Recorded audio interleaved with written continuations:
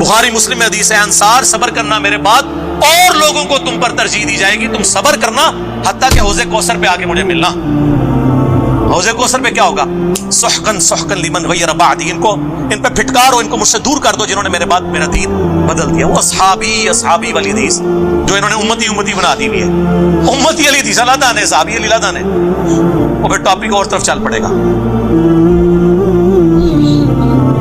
اسی مسلم کی حدیث میں حضرت ابو سفیان نے کہا یا رسول اللہ ایک تو مجھے جنگ میں لے جائیں، دوسرا میرا یہ بیٹا جو معاویہ ہے یہ کتابت جانتا ہے، آپ اسے اپنا کاتب رکھ لیں، جس سے انہوں نے کاتب وحی نکالا ہوا ہے۔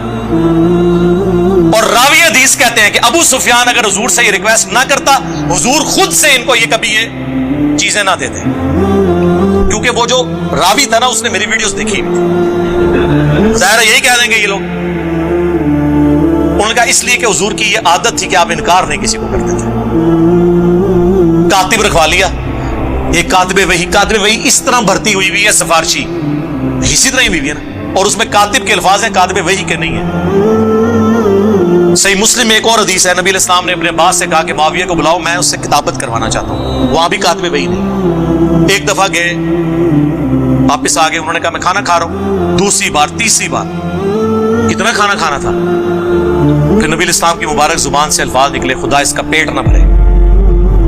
بس یہ زبان سے نکلنے والی بات، وہ کہتے ہیں یہ مسلم شریف میں حدیث ہے کہ اگر میں کسی کو بددعا دوں تو اللہ اس کو دعا بنا دینا۔ سر ایسی کوئی حدیث نہیں ہے، اس کے ساتھ الفاظ ہیں اگر اس بددعا کا اہل نہ ہو تو دعا بنا دینا، اگر اہل ہے تو وہ بددعا ہی بنے گی۔ جی جن کو دعائیں لگی ہوئی ہیں نا وہ پتہ ہے ہمیں۔ بخاری مسلم حدیث ہے، انس ابن مالک کہتے ہیں مجھے حضور نے کثرت اولاد کی دعا دی تھی، میں 100 سے زیادہ پوتے پڑ پوتے اپنے ہاتھوں سے دفنا چکا ہوں، اتنی میری اولاد ہوئی ہے۔ 120 سال کی عمر میں آلموسٹ فوت ہوئے ہیں وہ، اس زمانے میں تو 15-20 سال کی عمر میں شادی ہو جاتی تھی۔ تو جن کو اولادیں ملی ہوئی ہیں نا وہ دعاؤں کا اثر بخاری مسلم میں موجود ہے۔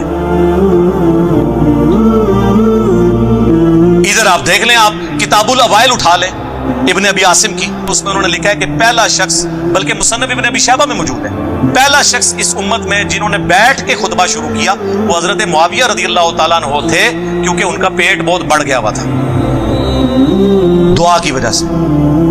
میں تو دعا ہی کہوں گا نا، میں بدعا تو نہیں کہہ سکتا۔